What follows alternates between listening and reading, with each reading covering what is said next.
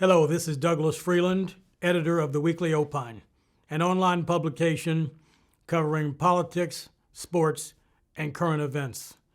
Today I'm sitting with Father Michael Pfleger, longtime pastor at St. Sabina Catholic Church in Chicago.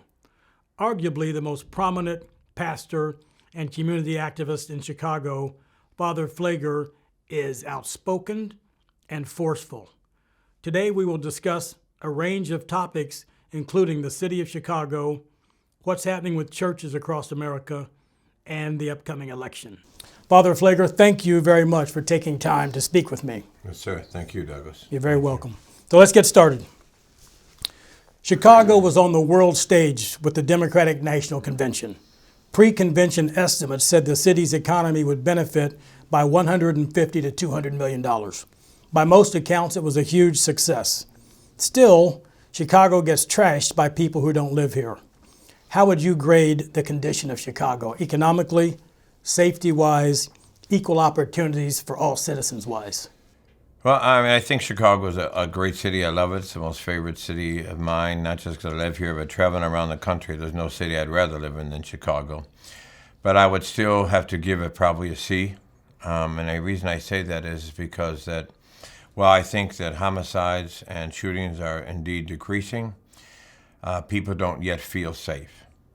Until people have that sense of security, and until the homicides and the shootings are down an enormous amount, I think the reality of violence in this city is still something we must deal with. Also, the discrepancy of inequity and inequality in terms of neighborhoods. I mean, you still have education systems that depend on your zip code in terms of the quality.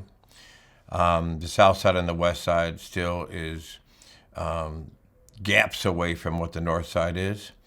So those realities still exist in this city. So until we have an economic across the board, till we have safety across the board, until we deal with the hard issues of race and economics, we have a lot of work to do in this city. And I think we can do it. I think we've got the desire of the people to do it, but I think there's a lot we have to do to make it a reality. Okay. Chicago Mayor Brandon Johnson's approval rating is only 25%, and he faces multiple controversies, including allegedly wanting school CEO Pedro Martinez to be removed. He removed the ShotSpotter technology, and as of yet, he has no plan to address a $1 billion deficit. Is the mayor in over his head? Well, obviously I want Mayor Johnson to succeed because if he succeeds, the city succeeds, but I'm real concerned.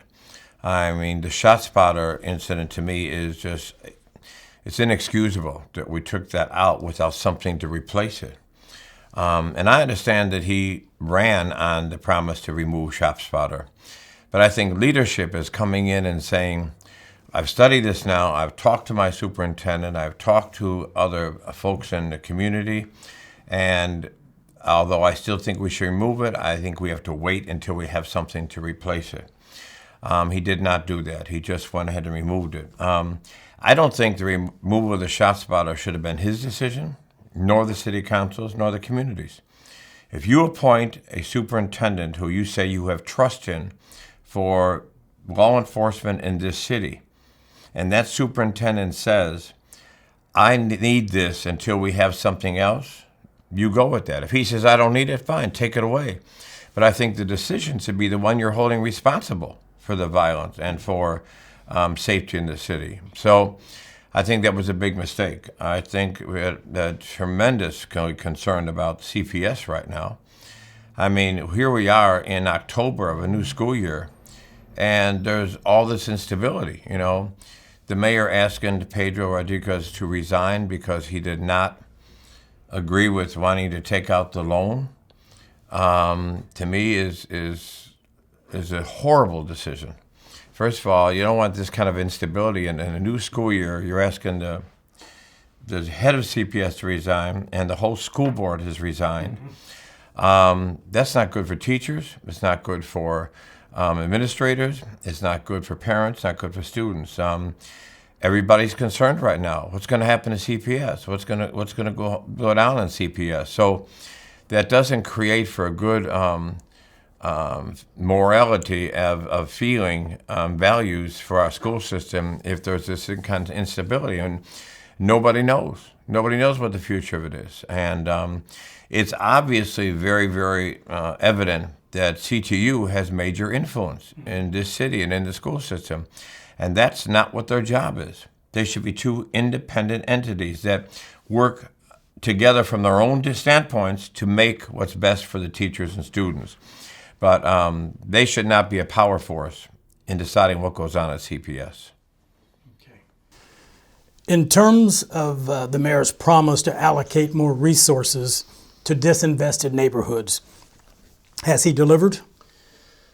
Well, I think he's been in a year and a half now. Not yet, like I think it should be. I think you've got to give that some time. I am concerned, though, that we keep hearing there's been years and years and years of disinvestment. We hear that from every mayor. But you can't just keep saying what hasn't happened. You've got to say, here's what we're doing. I can't talk about the whole city. I can talk about Auburn Gresham and the area I live. I have not seen the investment here. So we've got to be able to not just talk about what has not happened for decades, but we've got to be able to say, here's what we're going to do and what's happening now. I'm very concerned with this deficit of the budget, because I'm already hearing that many programs that exist that are helpful here are going to either be severely cut or done away with. That's a concern to me. So I don't know what the plans are. I don't know what the budget is going to be presented. But if we're going to be removing programs that are very helpful and effective in particular communities that are needed, in the black and brown communities in the south and west side, that's a very big concern to me. So we'll see what happens with the budget, and we'll see what happens with investment over the next year and a half. Now, do you think that taxpayers funding a new Bears stadium, an idea that the mayor supports, will hurt neighborhood investment? No, I'm absolutely against that. If the Bears want to build a new stadium, that's great. That's wonderful. Let them come up with the money. They still owe money from Soldiers Field. Mm-hmm. I don't think it's the city's responsibility to come up with funding for the Bears stadium. First of all, living in the African American community, go to an average Bears game and see how many African Americans you see at a Bears game. How many can afford it? So it's not going to be beneficial to my neighborhood that I live in. But I do not think the city, particularly when you talk about all the needs right now in this city of violence, of economic development, of education, social services, and then talk about coming up with $1 or $2 billion to help out the Bears to build a stadium, absolutely not. I'm absolutely against it. You mentioned earlier, and I'll ask a question about it, Chicago faces $1 billion budget deficit, literally a budget crisis next year. Yet the city found $150 to $200 million to help migrants. Now, rightfully, churches, including St. Sabina, assist migrants. Mm-hmm. What can be done to provide more robust assistance to Chicagoans who are homeless or living in long-neglected neighborhoods who feel left behind in favor of migrants? Let me say, first of all, this. I think that the government is guilty, federal, state, and city, for consistently talk about what we're going to do to deal with or to handle or to help the migrants, and just keep focusing and saying that. They have created this division that I believe they want to create. Once again, we have black and brown fighting each other. That's the history of America, divide and conquer. So I have said to both the federal, the state, and city people from the beginning, stop talking about the migrants. Start talking about homelessness. Anybody, black, brown, white, that's homeless.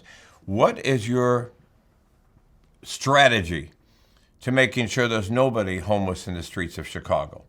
But while the focus has been on the migrants from the federal, state, and the city, what has happened then is that black folks are saying rightfully, hey, I can't get in a shelter, I can't get subsidy, and yet I'm in need of it. I live here in Chicago. somebody brown comes in and they can get some help and they can subsidy. First of all, we got to be really careful, do the homework and the study on what's going on with the migrants. Migrants aren't getting a whole lot of money. A lot of landlords are getting a lot of money, and building owners are getting a lot of money. They're getting thousands, but it's not trickling down to the migrants. So stop talking about migrants. Start talking about homeless people in Chicago, no matter where they're from. If they're from 79th Street or they're from Venezuela. What's the plan? And the federal government needs to be getting the subsidies to the cities in order to help this homeless situation. Homelessness in America is not a new entity. It's gotten worse with the influx of migrants, but it's been a reality. Across from the White House, Lafayette Park has homeless people in there every night. It's a scam and a shame of this country to have so many people who are homeless, who are hungry in this country. There needs to be a plan that's going to take care of the homeless, a plan that's going to get people off the streets into some kind of housing and shelter. Particularly right now, all the shelters in Chicago are filled. And we're getting ready, and the cold weather is moving in. So what's going to happen to the people on the street that can't get in a shelter? Where are they going to go, black or brown? So there is not a federal, state, or city plan or strategy to end homelessness and hunger in America. And as far as I'm concerned, we just sent billions of dollars worth of equipment, as well as 100 soldiers over to Israel. What the hell are we doing? Spend that money dealing with homelessness in America. We're involved in a war in Israel. We're involved in a war in Ukraine. Well, we have a war of poverty at home that we have nobody working on. So stop dividing black and brown, and the black and brown community's got to stop allowing the government to divide us. Come up with a strategy to stop talking migrants, start talking homelessness and poverty in this country, no matter who it is, and come up with some solutions to make sure people have a place to stay and have food to eat. That's guaranteed by this Constitution, but we're not following it. Okay, the nightly news. When I turn on the TV, the local news, and it's this way across the country, it's very formulaic. There's constant stories about shootings and carjackings and corrupt politicians. Amidst all of this negativity, where do you find hope? My hope comes from my faith. I'll be very clear about it. I'm not looking for the news to give me hope. I'm not looking for the government to give me hope. My faith is my hope. I'm a believer, I'm a Christian, so I'm a prisoner of hope. So I know, I read the end of the book. Love wins, peace wins, justice wins. Now, our job is to force it in this country, to force it. And the reality that, seeing all this ought to make us wake up and say, why are we allowing this? Why are we allowing hunger, homelessness, violence, injustice, inequality? Why are we allowing this in America? It does what it can get by with. And until we rise up and unite together to fight it, Dr. King, Malcolm X, they put together coalitions of black and brown, Christian, Jewish, Muslim, as did the Black Panthers here in Chicago. Fred Hampton put together a coalition of black and brown and white. When we come together as a people and demand government do what it promises to do, until that happens, they're not going to do it. Corporate America is not going to suddenly care about homeless in 79th Street. The government doesn't care about homeless in 79th Street. They do where they get the pressure. So they get the pressure from the lobbyists. They get the pressure from corporate America. Until we become a pressure point, this is what we're going to have. Nothing's going to change. So my hope comes on knowing that it can and that we have the power to do it. My frustration comes is, what are we waiting for? Speaking of pressure points, you have applied a lot of pressure, for example, to the tobacco and liquor industries, billboards, right. To the gun industry, ammo shops. And also in 2007, you put up billboards in Chicago telling folks not to buy hardcore rap music from the likes of 50 Cent and Snoop Dogg. Now, both rappers have put gangster rap behind them and have been sanitized. 50 Cent has been at the White House and Congress, and Snoop Dogg played a highly visible role during the NBC Olympics coverage. Well, I can't say the same. I don't know 50 Cent. I haven't had a conversation. I've had conversations with Snoop Dogg. I think Snoop Dogg has turned his whole focus around. I think Snoop Dogg has become a really positive influence out here in America today. I think that he has turned from the things that he was doing early on. He's evolved. He's grown in that, and I think he is a positive influence now for people. And my thing is, when we see somebody like Snoop who's done what he's done, I challenge all others who are doing negative, particularly negative about women and negative about violence and glorifying it in any way, that they might learn from Snoop. I mean, we have great rappers in this city, a guy like Common, who's extremely talented and extremely successful. He doesn't need that to do that. And I think Chance the same way. And I think that Snoop has made that change. I commend him for it.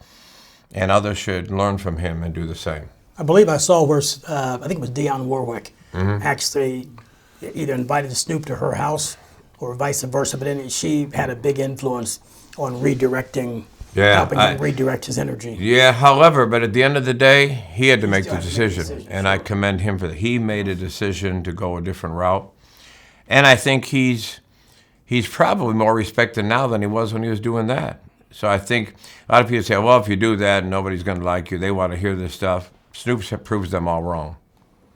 He's more successful now than he has been for years, and he is positive, and he is I think a real influencer in a new way to brew his music, to present himself, and to call all the rest of us to it.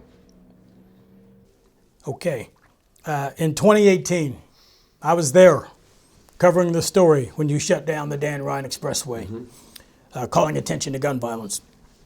At the presidential debate, neither the moderators nor the candidates even mentioned gun violence. Can America meaningfully reduce gun violence, and if so, how? Absolutely.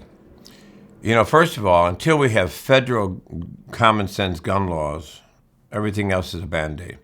We have all sorts of gun laws here in Chicago. We have banned assault weapons in Illinois. We've done great stuff here.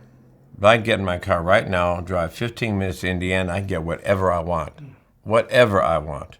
From gun shows and from gun stores. So while you have that kind of access 10 minutes, 15 minutes, 20 minutes away, our laws are nice, but they're inadequate. So until we have, again, a federal assault weapon, until we have federal background checks for everybody, until we get rid of these high magazines and these ghost guns, until we have some really strong laws federally.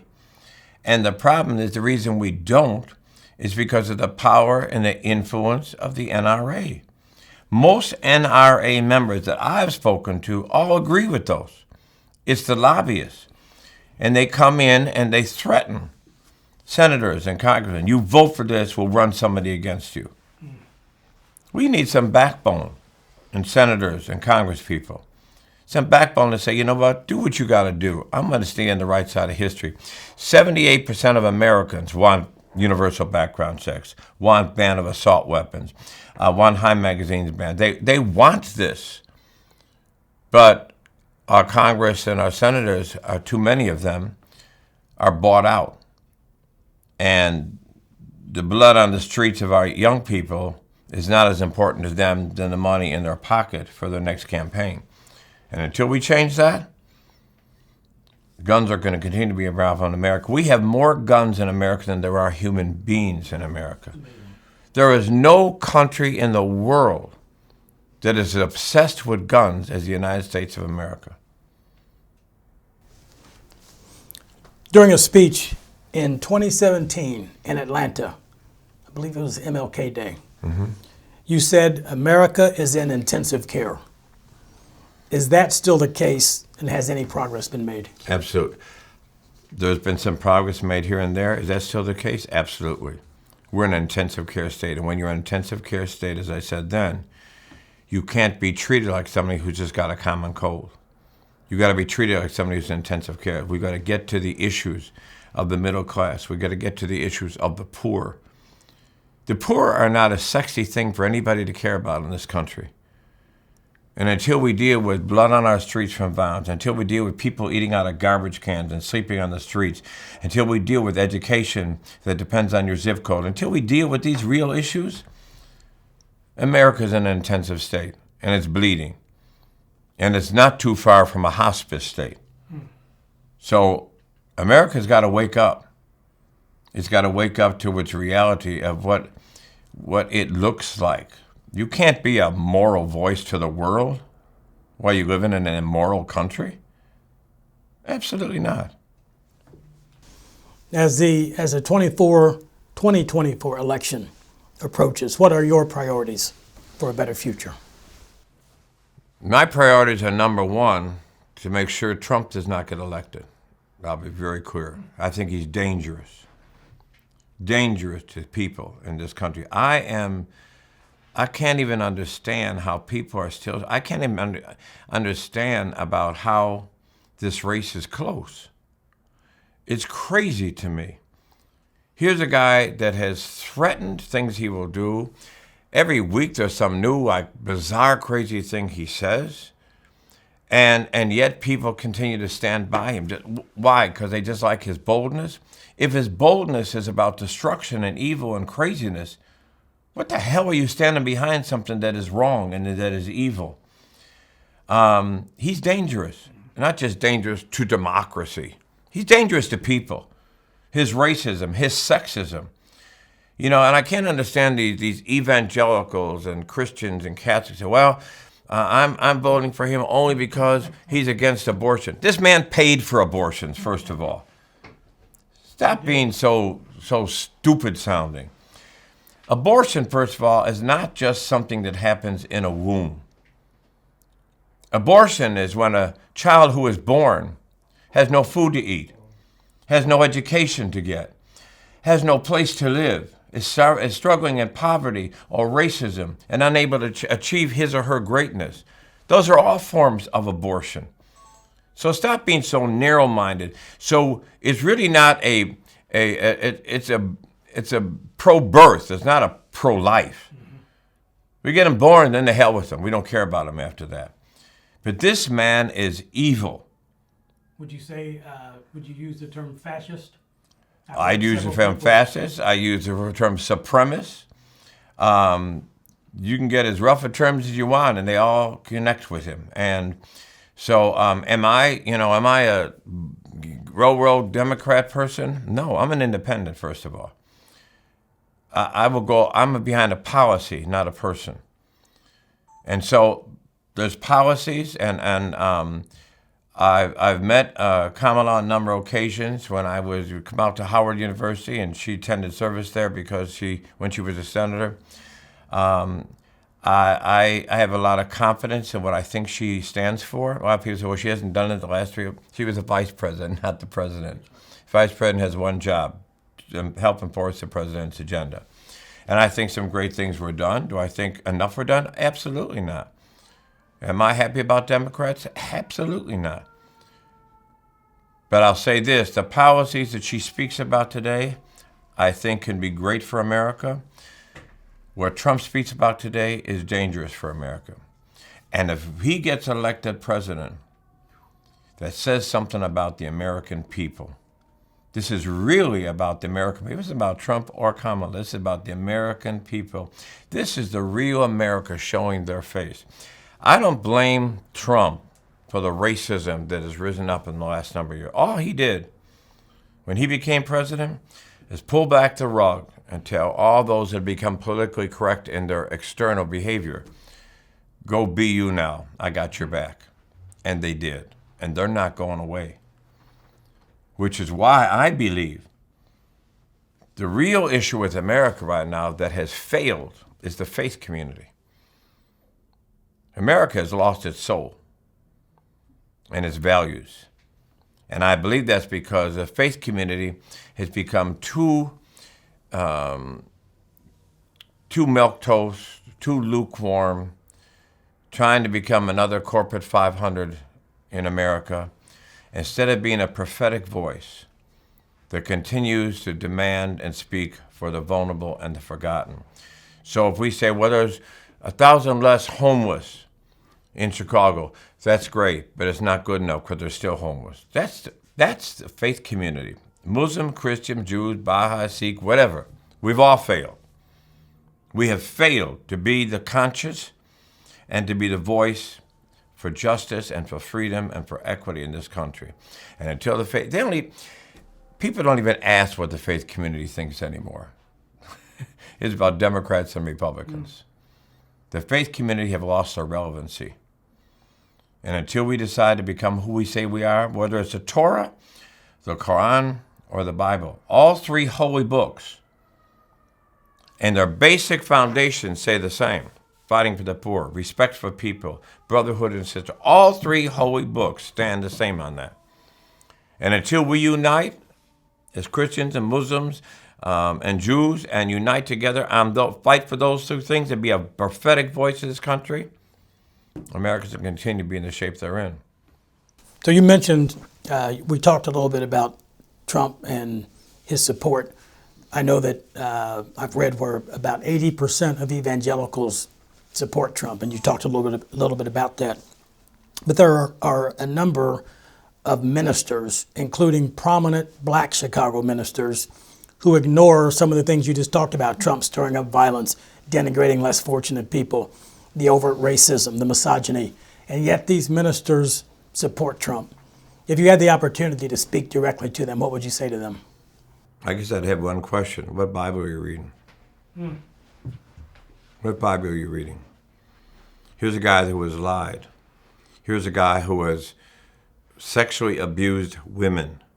Here's a guy who has paid for abortions.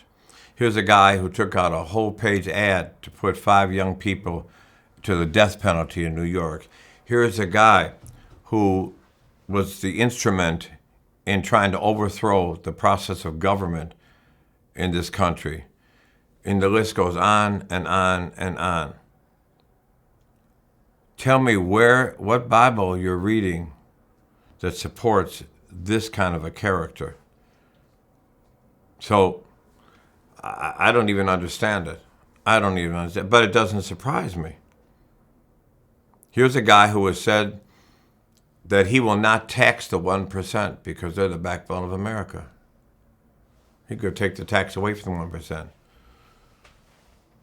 So I don't know what Bible, what Quran, what Torah you're reading, but they're not the ones I read. Let me talk about Kamala Harris briefly. She's shifted her position on several issues such as fracking and the border, which has upset progressives. She also has put forth a plan which calls for building 3 million new houses, giving $25,000 to first-time home buyers. Is she pipe dreaming or being unrealistic? I hope not. I hope she's pressing the issue and stepping out of the box. You know, I think sometimes we lower our expectations because we say, well, we got to be realistic. Why can't we raise our expectations? Say, let's do things that somebody may say is impossible, but let's try it. You know, all sorts of inventions we have today, whether it's from flying to lights to electric cars, were all things people said was not realistic. And we're enjoying all of them now. Very true. I think a true leader is one who looks to see what do we do that can make things right. Thurgood Marshall had a phrase that's one of my favorites. He said, do what's right and let the world catch up. And I think we need to go out of the box, color out of the lines, and do things that we believe are right. And find a way to don't say, oh, I can't do it. No, how am I going to make it happen? That's our job. Just a few more questions Okay. for you, Father Pfleger. Your church members look to you for guidance on a range of issues. When it comes to politics, what counsel do you provide, and have you publicly endorsed Kamala Harris? I have not in my church endorsed anybody. I don't do that. That's an insult to my members. They're too smart. Why would I tell them what to do? I encourage them to study policies. I encourage them. We make available in our vestry. We made available of policy issues of the different candidates. We made available the list of things in Project 2025. I want people to read and make decisions. I tell them, when you make your decision, be selfish. Mm-hmm. What's best for you, your family, and your community? Because guess what? When the 1% are voting, they're being selfish. They're looking at what's best for them. Look what's best for you and for your community. Look what's best for the poor. And make your decisions. Me personally, if people ask me, well, who are you voting for? I'll tell them I'm voting for Kamala Harris. But I don't tell my people how to vote. That's an insult to them.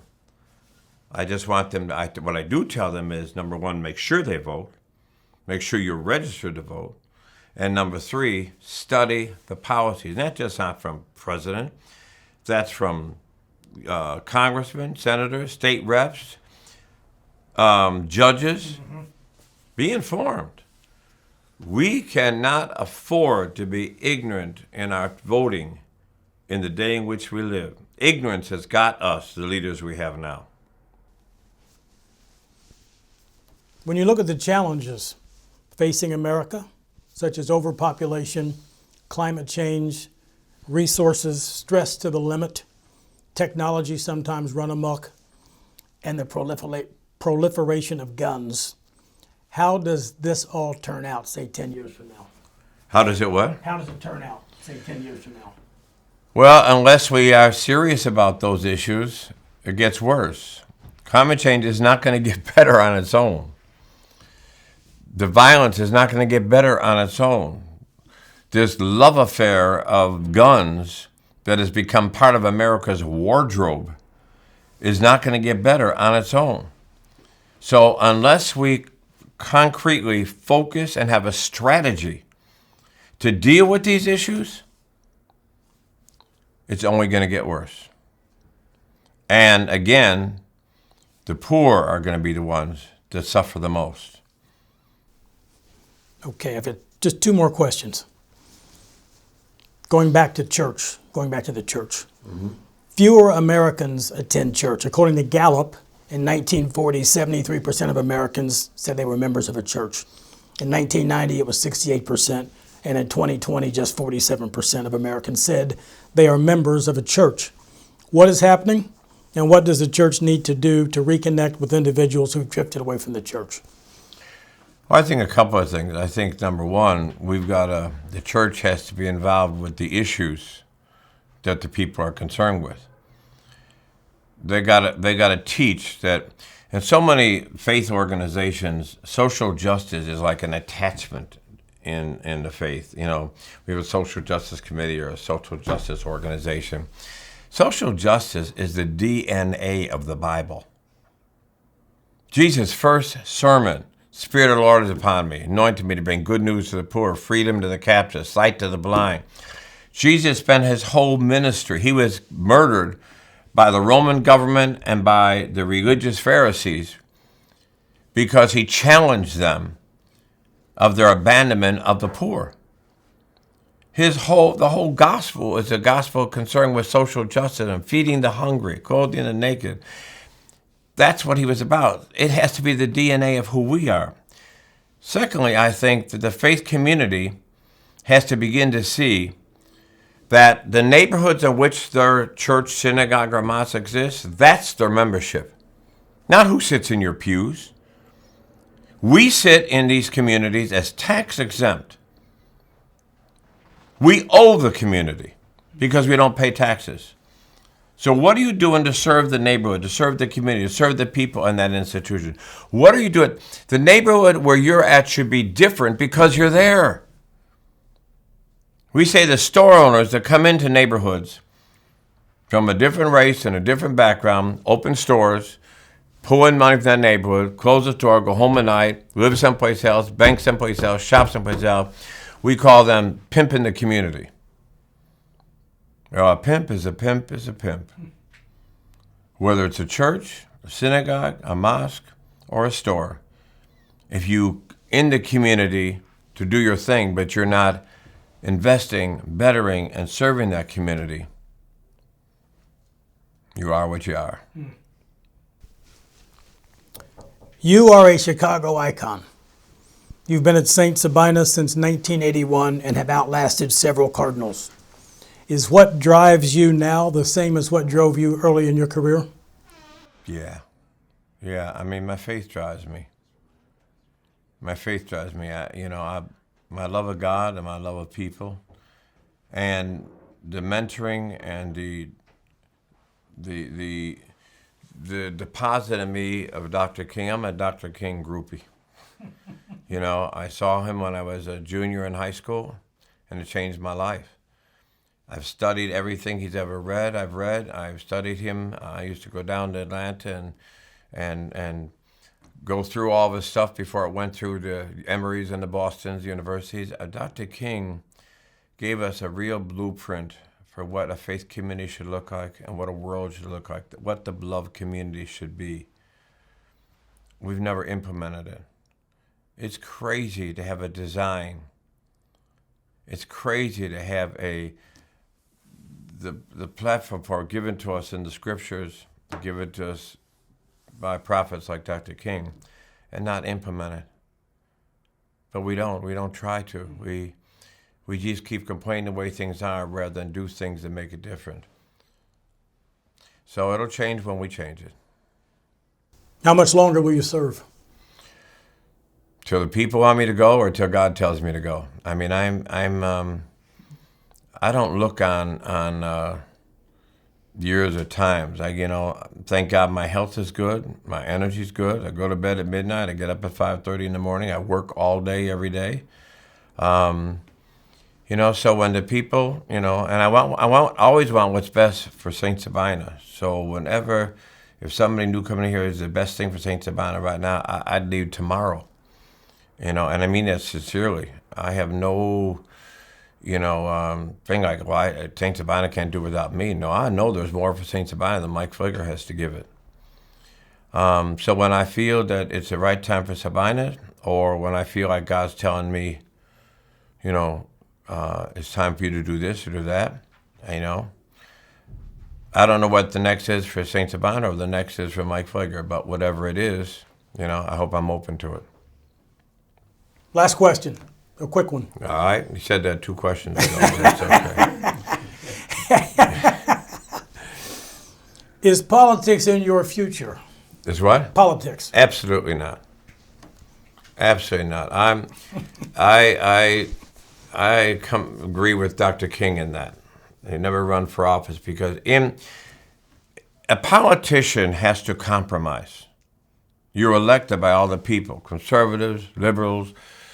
You're elected by everybody, and you gotta be willing to compromise. I don't want to compromise. I don't want to compromise the gospel. I don't want to compromise my faith. I don't compromise the God that I seek to serve. So I would much rather be a stone thrown at the window from the outside than be sitting at the table and be sick. Very good. Well, thank you very much. Thank you Father very much. Pfleger. Appreciate it.